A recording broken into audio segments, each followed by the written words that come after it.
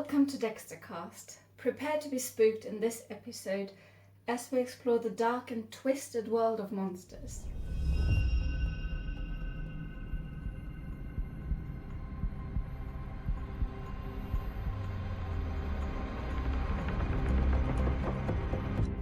My name is Merle and I'm joined by Line Henriksen, a senior lecturer in literature and creative writing at Malmö University.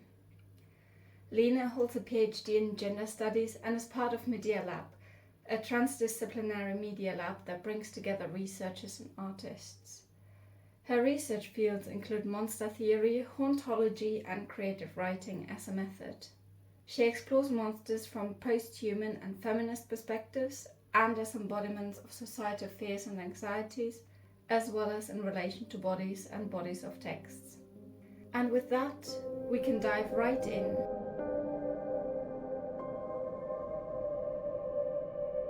How did you become interested in monsters? Yeah, I saw this one because you sent me the questions and I was like, I cannot remember. It feels like that it's something I've always been interested in. I was reading Stephen King as a kid and ghost stories as a child, and I think it just comes from just having been fascinated by horror since I was a kid, and I honestly don't know exactly when the interest came. It just feels a bit organic. I don't know. I cannot pinpoint it. It feels like it's always been there. It sounds like the standard answer of everyone who writes. Like, when did you start writing? Like, I've been always doing that. Exactly. It's like, oh, that's a good question. It's Yeah. like trying to backtrack.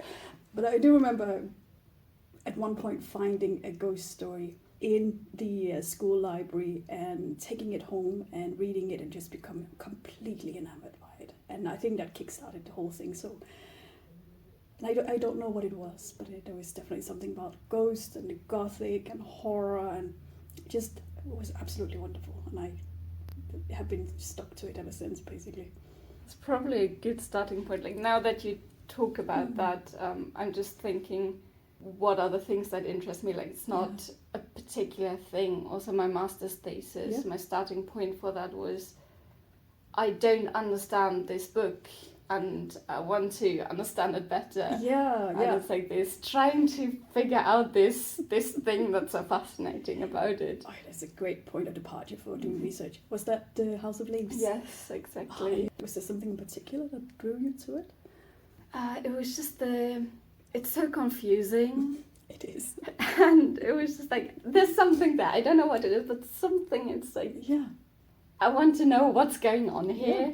And maybe there's nothing going on. Maybe it's just gimmicky, but there's something there that I don't fully understand. Yeah. And then I spent hours just like following the footnotes and trying to see how they're connected. And then I would lose my point of departure and just like, do I need to do it all again? So, I don't know, do you want to say a bit about House of Leaves in case people listening don't really that's know a good idea. what it is about? So, it's a book, a novel, for lack of a better word. A bit more than 700 pages. And it's basically a labyrinth on paper. Has several narrative strands where one character, Johnny, finds a manuscript written by a guy called Sampano who passed away, who wrote about a documentary by a photographer, which might all be completely made up. And the main body of the text is Sampano's analysis, and then in the footnotes we have additional comments by him, but also commentary by Johnny, who also goes into his own life. And the house at the center of the book, it seems pretty normal, but then it's slightly bigger on the inside than on the outside. It has doors, or one door in particular that appears leading to some staircase and endless dark hallway where the space keeps shifting and up and down, just swaps around, and the characters eventually get lost in, that labyrinth or their own more psychological labyrinth. And the reader also gets very, very lost. Very lost. I think that's an incredibly good summary of something that just cannot be summarized. It's an experience, I guess. It is. What did you find out? What did it do for you? Or like? In the beginning, I was completely unsure where this would lead. I was actually looking into hauntology at some point. Yeah. But I ended up looking into the layout and how the layout or the formatting of the book becomes essential to narrating the story. Yeah. And at some point I was really looking into the details and I had this point where it opens up a completely new way to interpret the story and who the characters are. Yeah, no, it's a maze. Yeah. Both about a maze and Quite it is literally. a maze. Yes. Yeah. But it's really fun that you mentioned hauntology because as far as I remember, Derrida is an actual character in the book, isn't he? He's one of the experts that she ends up contacting. So just find that kind of interesting. What would it mean to do a hauntological analysis of a book in which Derrida is an actual character? Yeah, and I guess you could also look into that in terms of monsters. I think I actually came across one article on that you have this house as this sort of eco monster that represents the uncontrollable that we're trying to tame and get under control. Yeah. There's definitely an entire weird ghostly ecology at stake in that house that is beyond representation and beyond any kind of media we can try to use to capture it and talk about it. So that in itself is really interesting. Back to monsters. Yeah. What is a monster? Good question, because I mean, for me the quick and dirty answer would be something that's hybrid, like a hybrid creature that, I mean, if you look at very traditional monsters, it would be like the vampire or the zombie or the werewolf, which are all creatures that bring together categories that, according to Western scientific traditions, are not meant to be brought together, like the living and the dead, human and animal. And by bringing all of that together, the monster kind of shows that things could be different. And that's also typically why they are portrayed as something evil or horrifying, because they threaten status quo, basically. They kind of show, the kind of things that we take for granted. Perhaps they could be different. And that can be a bit, terrifying. But I'm kind of interested in a theorist who also used to be my own supervisor when I did my PhD, called Margaret Schuldrich, who makes a distinction between the monster on the one hand and the monstrous on the other, where she argues that the monster is that which you can point to and say there is a monster, for example, like there is a werewolf. But as soon as you can point to it and define it and say there it is, you have kind of tamed it, and the monstrous aspect, which is always the aspect of otherness and difference, is kind of gone, because now you can point to it and define it. But the monstrous, on the other hand, as a concept, is that trace of otherness that cannot be pointed towards. You just always have that feeling that something is at stake here that you cannot pinpoint. So maybe a bit like the uncatchability of the house in the House of Leaves, that which always escapes capture, that which always escapes representation. You cannot represent the house because it just keeps moving away and changing the parameters. So, for example, I think typically when we talk about monsters, we have a tendency to think of them as that which is horrible and evil and terrifying, or it's them over there, these people, because they are horrifying and monstrous and they're not human at all. Whereas the monstrous as a concept would basically point towards that as soon as you start pointing towards other people and saying they are the monsters, you are projecting some parts of yourself that you cannot accept onto somebody else. But that also kind of paradoxically means that in order to understand myself as a good person, I kind of have to project it onto, for example, you. Now you are a horrible person because there's so many things I cannot accept about myself, so I project it onto you, and you become my monster. so I can see myself as a good person. But thereby, paradoxically, I need you, the monster, to understand myself. And therefore, you're already kind of on the inside, if that makes sense. So we need monsters to understand ourselves as good people, so we can project everything we don't like about ourselves onto somebody else. But that also means that we need the monster to understand ourselves as good people. And by that way, kind of paradox, you need the monster as a part of yourself. It's part of establishing your understanding of yourself. So for somebody like Margaret Sheldrake, the monster is always a trace of the other within. It's that trace of that which I cannot accept, so I project it onto others who then mirror back all the stuff I cannot accept about myself. And that's why the monster is terrifying, not because it's distant or far away, but it reminds me of something I cannot handle about myself. That became very theoretical and very nerdy. Does it make sense? I think so. It sounds a lot like, was it Sartre who said that hell is other people? Like we understand ourselves through our interactions with other people and through how they see us. So I guess in a way there's always this complex dynamic between how we understand ourselves, how we understand others, how they see us, how that influences how we see ourselves.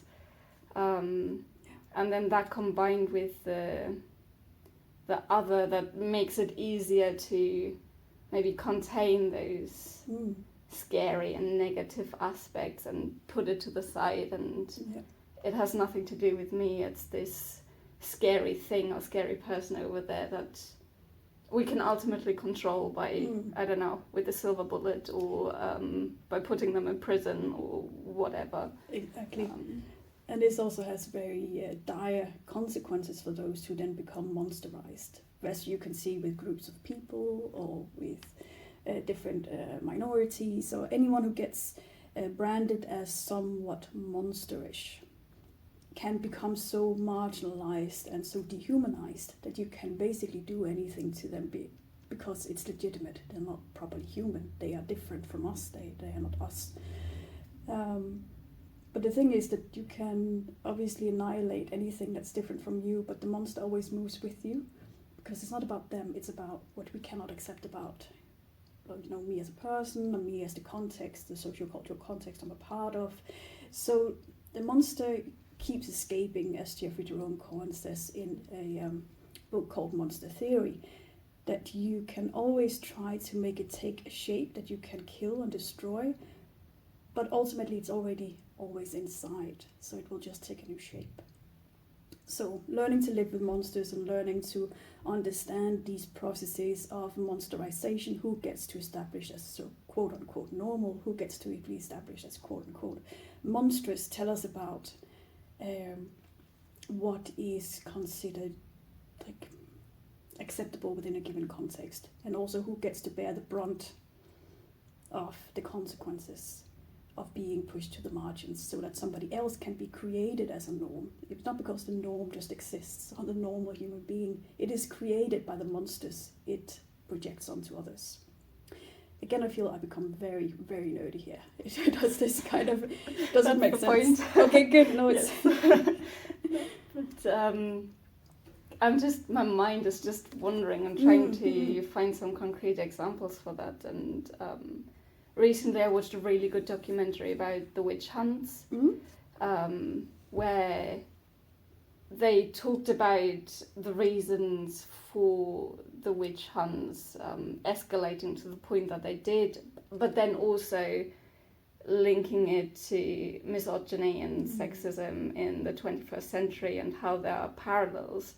So in my mind that somehow connects to that you have this group in society, in that case women, or well, most of the witches were women, who are branded as something evil and a threat to society, and we need to kill those monsters and burn them at the stake. And I guess then in today's society,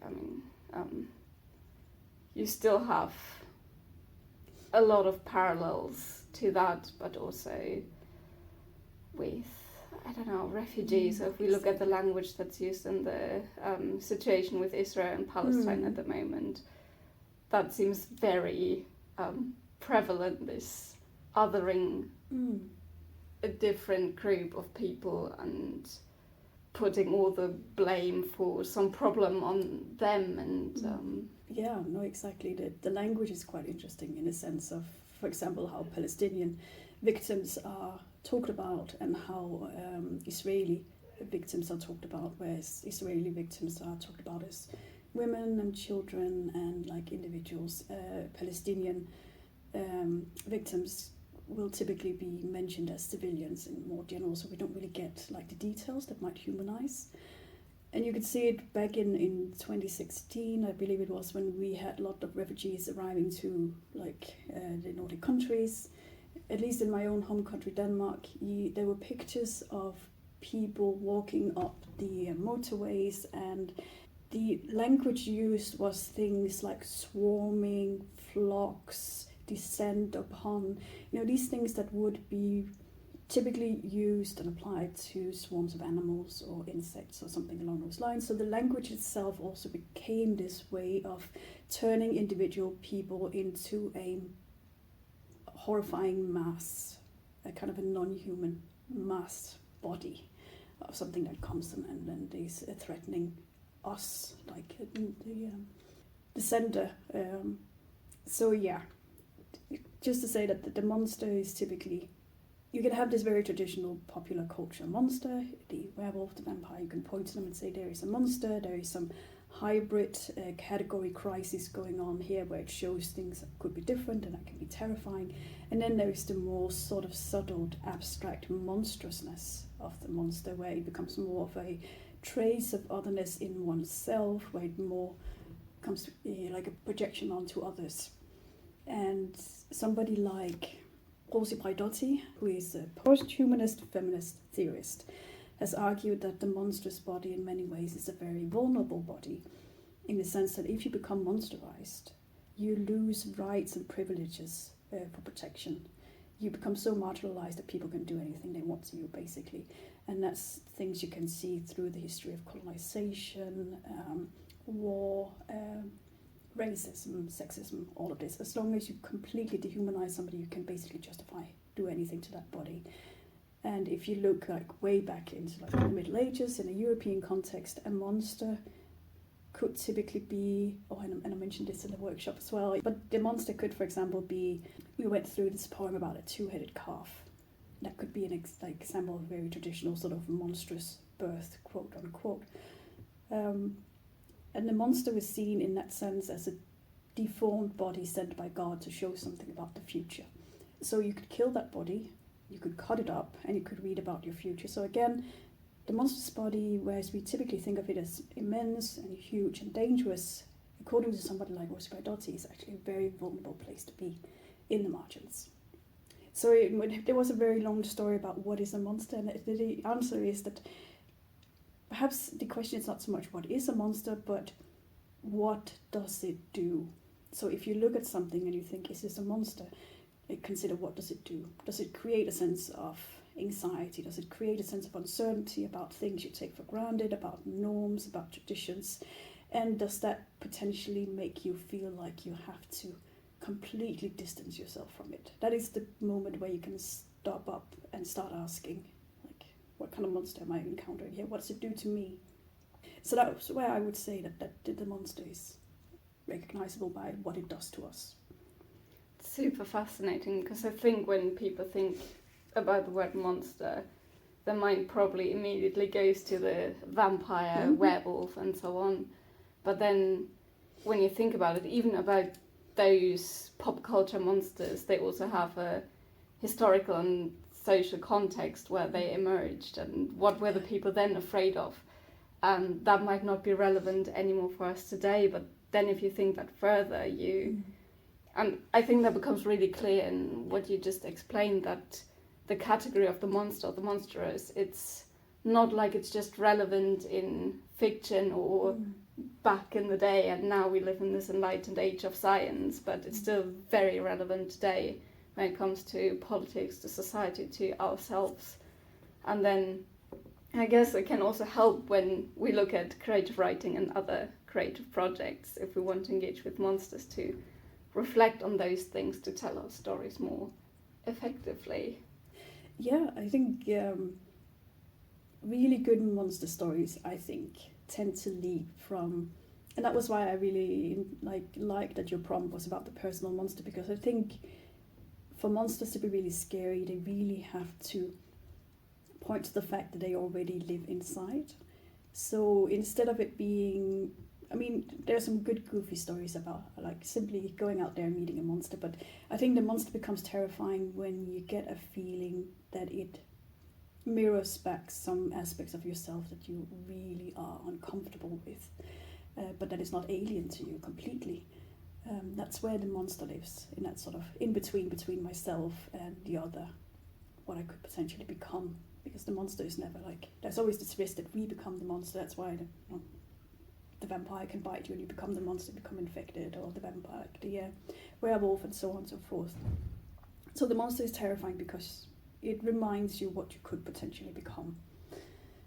And now I already forgot your question, sorry. Just like, I don't remember either. I don't even know if there was any concrete question, but we like already inside the House of Leaves, just like moving around, like not knowing like where we're going. And then it keeps shifting again. Exactly. Damn, there was a door. No.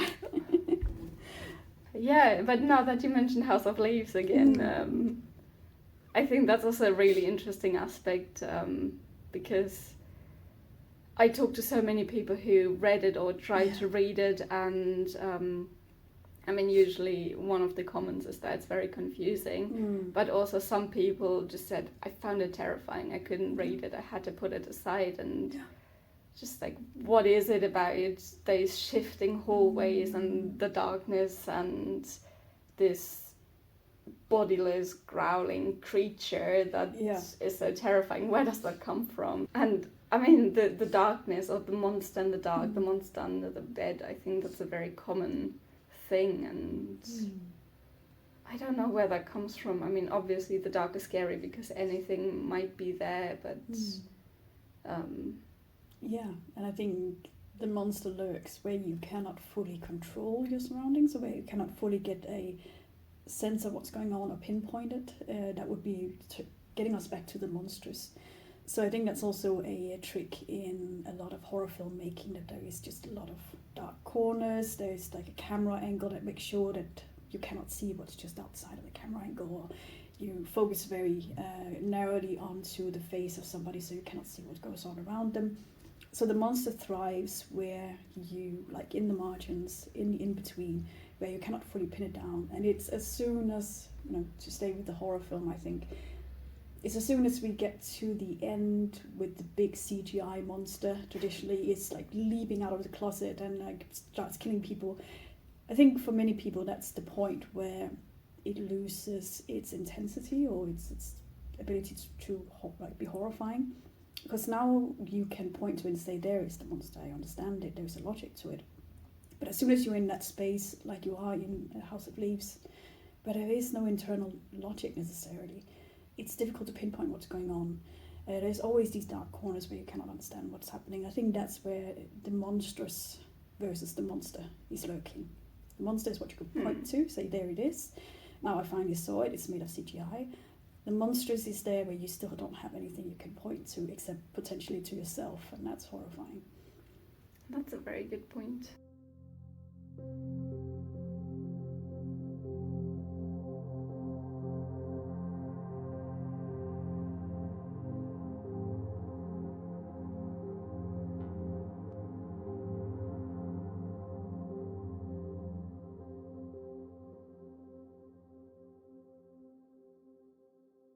I guess we talked about monster theory as connection to feminist or queer theory, that it's precisely this, defying the status quo, something that is seen as a threat but is ultimately through that marginalized and becomes vulnerable.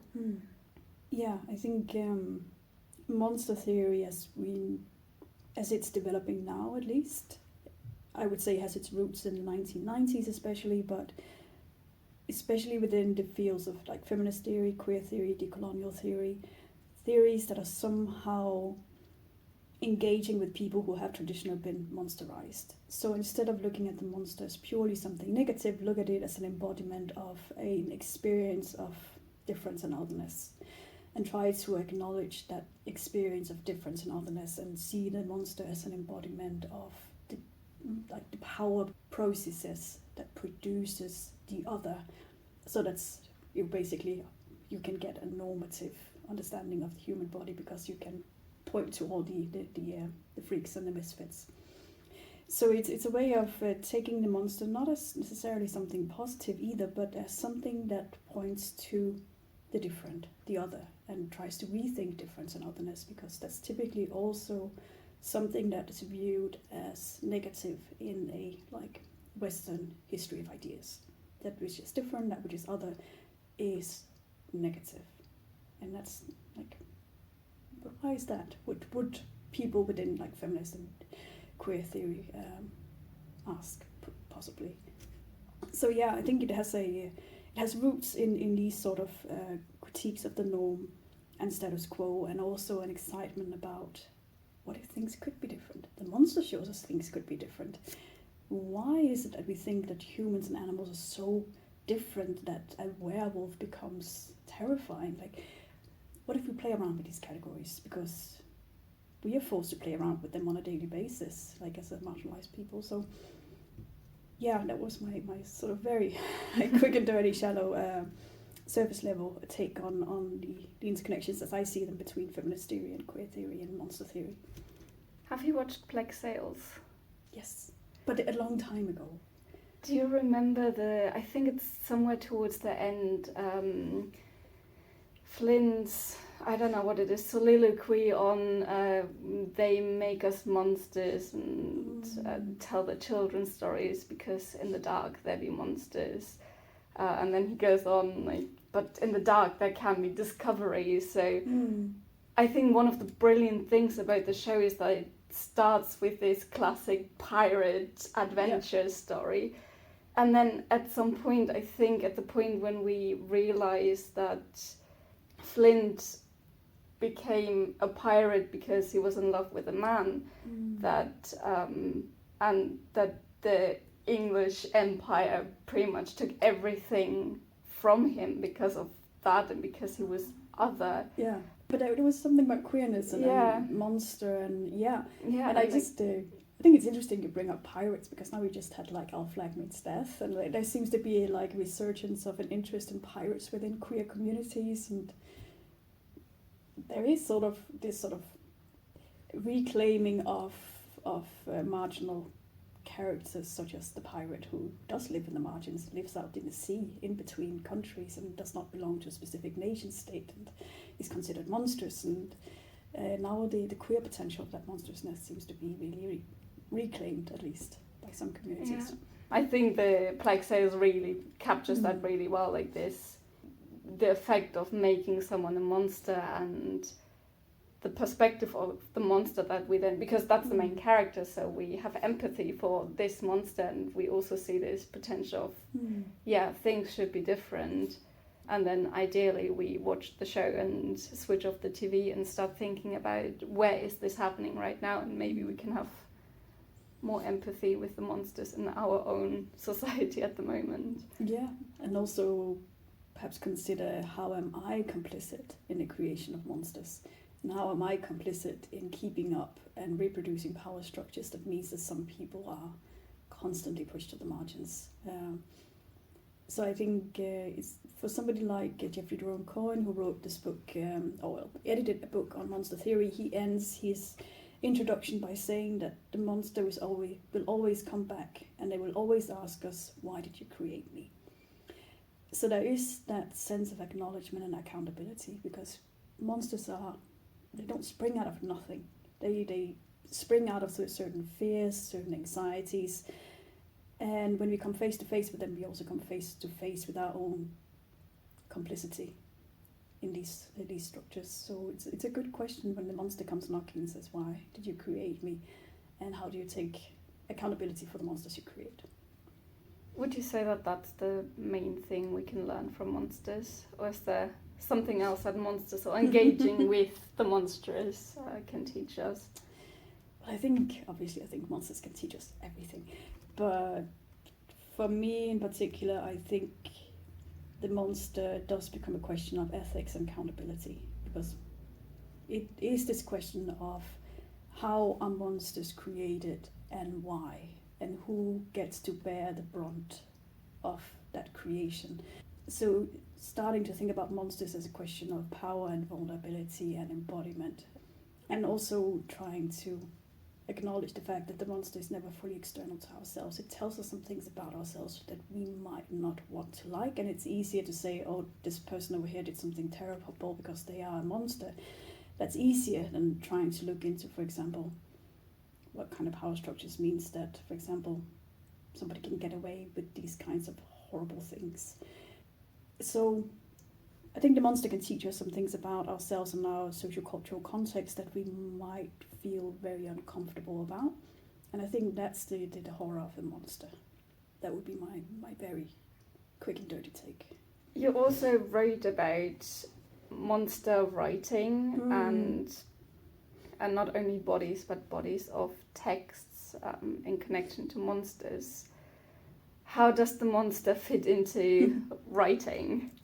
Yeah, no, that's. I'm interested in how the figure of the monster and the concept of the monstrous can perhaps help us reimagine or rethink the writing process or the creative process more generally, but especially the parts that might be a bit difficult, like writer's block or like creative blocks in general, self-doubt, various kinds of things that comes up when we write, because the text, if we approach the text as a creature, as something we create, it will reflect back to us parts of ourselves, including perhaps parts we're not super happy with.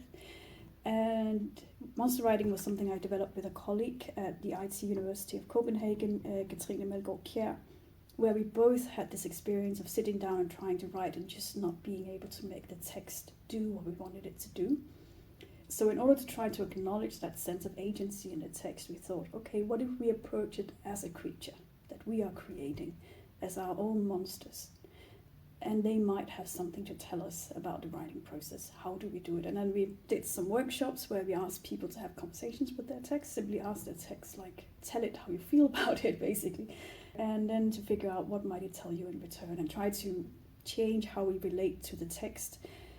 So it becomes like, take it seriously that you have a relationship with the text. That sometimes it works really well, sometimes it doesn't work particularly well. How can you work and improve that relationship by looking at it as a monster, but also looking at you as a creator of a monster, and the monster comes back and will always ask, so why did you create me? Why did you create me? So what is your accountability? What responsibility do you have towards the text, towards the readers, but also try to acknowledge the agency of the text, that it's almost like a living being in itself. So that was our point of departure. That's what we wanted to try to explore, and I'm still very fascinated by it, and I'm still very fascinated about what I think are the monstrous aspects of any kind of creative process. Those are the moments where we come face to face with ourselves and we're a bit like, shit, did I write this, or where did this come from? There's always that little bit of things in excess of our control when we write, and I think that can be daunting, but it can also be super exciting. Yeah, so that's a sort of bit about how the monster might appear in our writing process. Do you have any advice for people who would write together with their monsters? I think, first of all, if thinking of the writing process as a question of being together with a monster and being together with some of your own anxieties and doubts, if that works for you, then I think that's really great and you can apply that figure. But obviously if it doesn't resonate with you, then no worries at all. If it resonates with you, then trying to think of it as it's impossible to get rid of your monster. I really love the ending to the film The Babadook. I don't know if you've seen it. No worries. It ends with basically the main character having to acknowledge she cannot get rid of this monster that is born from her trauma, but she can learn to live with it. So every day she has to go out into her garden and she lives like a really lovely life with her son. She has to dig up worms and take them with her down into the basement where the monster now lives. Before it was holding her entire house. And she has to go close to the monster and feed it these worms, and every time she does it, she is fearful of being overwhelmed by the presence of the monster because she can never get rid of it, but she also has a responsibility towards it. So I think trying to think of writing with monsters as writing with our own insecurities and anxieties is this constant having to go down into the basement and feed it worms, knowing that we can become overwhelmed, but also acknowledging and being taken seriously that you will never get rid of your monsters. This is just part of the process and it's okay. And the best way to live with our monsters in our basements, I think, is to find community and to write together with others.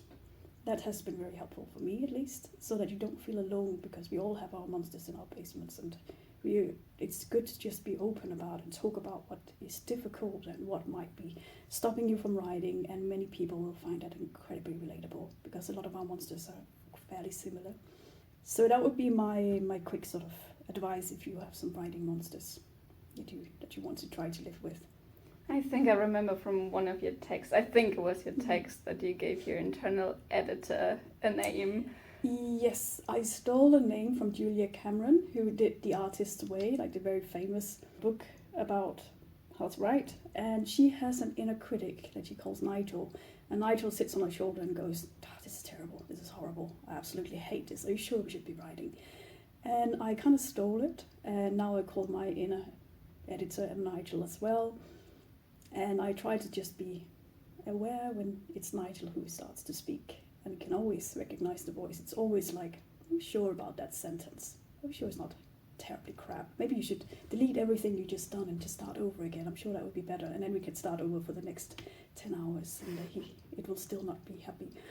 So if it helps you to put a figure on your inner critic, I think that can be one way to move it from the monstrous into the figure of the monster, because sometimes you do want to domesticate the monster a bit, so you can point to it and say, okay, now I'm just moving you to the side. And then you're welcome back afterwards, or when we start editing, but right now we're not editing. It's like we're doing something else. I love that idea, because I can relate so much to the, was that the right word? Maybe I should go back, change the sentence structure, rewrite that paragraph, and just, it seems much easier to then be able to say, shut up, Nigel, than to try to shut yourself up. So I think I have to try that as well. Yeah, because I've been talking about Nigel at various kinds of, also because I've done a book launch I did a book with 2 other people, we did a book launch, I talked about Nigel, and people would come up to me afterwards and tell me what were the names of their own inner critics. So it's like something that people actually do have a feeling or a sense of those voices, and perhaps also go into like the next steps. How do they look like? How do they sound like? If you were to name them and have a conversation with them, how would you do it? And also again acknowledge that they are the monsters in your basement and you cannot get rid of them, and they are also to some extent trying to protect us. They're trying to make sure that we do things so well that nobody can critique what we're doing. So they have a place and time, but it's not in the initial stage where we simply just need to generate ideas and get excited. You cannot get excited with Nigel sitting there and starting editing before the editing process is even begun. So they have a time and a place, and the problem is when they don't acknowledge that, and you kind of have to like take them forcibly off your shoulder and move them to the side and try to work. I think I'll definitely try that. Yeah, let me know Maybe how it goes. I need to figure out a different name, because with Nigel, I just imagine Nigel Farage. Oh my... I'm sorry if I ruined it for you now. I forgot. How could I forget? Okay. But I mean, I guess he makes a good monster figure in some way. I would hate having to try to do creative work with Nigel Farage, like sitting on my shoulder. That's the last question. What's your favorite monster? Yeah, I was so happy when I saw that was the final question, because in this one that you sent me, it says whether in an academic or other context, and I'm going to say I have monsters in both an academic and another context. And my favorite academic monster is a very old creepypasta monster called Smile Dog, which is this haunted, cursed JPEG, and you can go online, you can search for it if you want. Apparently it's cursed, so if you look at it, Smile Dog will come to you tonight and say spread the word, and so on and so forth. But I wrote my PhD about creepypasta genre, these online urban legends, and I just loved Smile Dog, and this picture of this evil husky with a huge grin and like glowing eyes, and I was just like, oh, this is adorable. I love it. So that became kind of my figure, my monster figure that helped me through my PhD.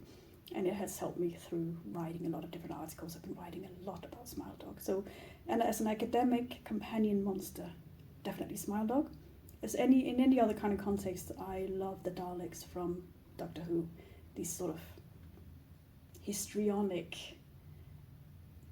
menacing, weird fascists, like locked inside these pepper, like what do they call it? Salt shakers? Shakers. Yeah, Yes. the pepper shakers. It's like, I love it so much.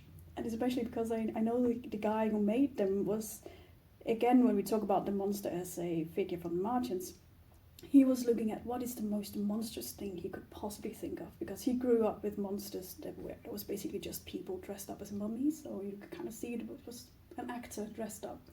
And then he went to the ballet and he saw some women dancing ballet in very big skirts, but you couldn't see their feet. And he was like, the most horrible thing I can think of, the most dehumanizing thing I can think of, is when you cannot see the person's leg, like the actor's leg. So he wanted to create a design where you do not see the actor's leg. So he created this almost skirt-like bottom for the Daleks, and he gave them these weapons that look like things from like a kitchen, like a plunger and a whisker. And so you have this idea of the most monstrous thing this guy could think of was incredibly feminine coded, and I absolutely love it. There's something about it I just adore. So Daleks, definitely great. How about you? Choice. Yeah. I'm not sure. I actually haven't thought about it. But when I was cycling here, I was actually thinking about Her and the Hunter and Zoe Gilbert's novel Mischief Acts, Okay. where she picks up that legend and tells it throughout time and reimagines it. So the first chapter starts in, 1400 something, and the last chapter ends sometime in the future with climate change and whatnot. Yeah. And then you can see this figure of her changing from human being to pretty much a monster to a story to barely more than a fluke to a force of nature and so on. And I'm not sure if it's the figure of Her and the Hunter himself or just the retelling of it, but I really appreciated the different shapes it takes and how closely connected it is to people's understandings of the world, but at some point also to nature, to the planet, to what we're doing to the planet, and that comes back to bite us as a storm or as a heat wave.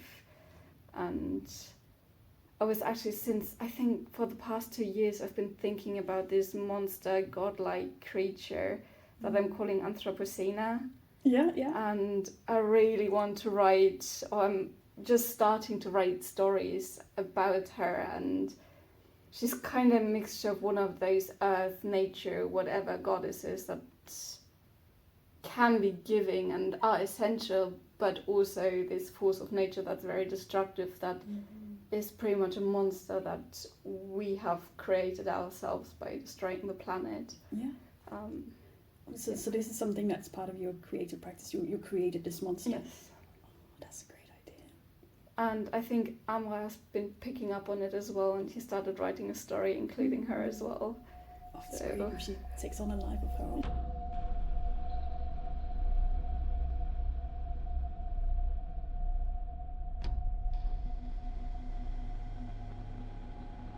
I hope you enjoyed this episode of Dextercast. We recorded it in the context of a monster-themed short story competition, which we organised together with Malmö University's Student Union magazine. If you haven't already done so, you can read the winning stories on cálicemagazine.com as well as zoom.malmöstudenter.se.